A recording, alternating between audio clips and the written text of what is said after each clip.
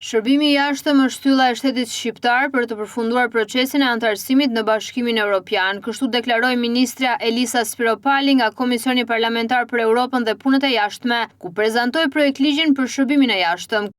Viti 2026 është një vit vendimtar për Shqipërinë. Është viti një përpjekje historike për të përshpejtuar procesin e anëtarësimit në Bashkimin Evropian. Ky projektligj sipas saj nuk është thjesht një përditësim teknik i një ligji ekzistues, por një ndërhyrje reformuese që lidhet drejt për drejt me objektivin strategjik të Shqipërisë anëtarësimi në Bashkimin Evropian. Shpreh mbështetjen për disa ndryshime që në fakt janë saktësime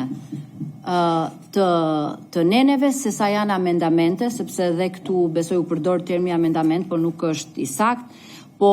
projektligji në thelb e rregullon më mirë fushën e kompetencave të shërbimit jashtëm dhe marrëdhëniet me institucionet kushtetuese, qendrore dhe vendore, çka ka munguar dhe ne e dim deri më sot edhe ligji i ri nuk i përcaktonte qartë dhe nuk i koordinonte si duhet fushat e kompetencave, zgjeron hapësirat e bashkëpunimit ndërinstitucional dhe kjo është shumë e rëndësishme në fushën e marrëdhënieve me jashtë. U tha këtu që ka mbivendosje, nuk ka asfare politikë në jashtme, sigurisht që e bën Ministria e Jashtme e çdo vendi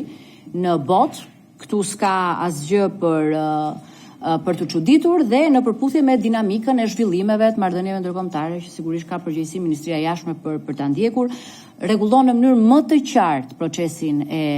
emërimeve, përfundimit mandatit të kreut misionit dhe ju e thatë postit konsullor, personelit të diplomatike konsullor.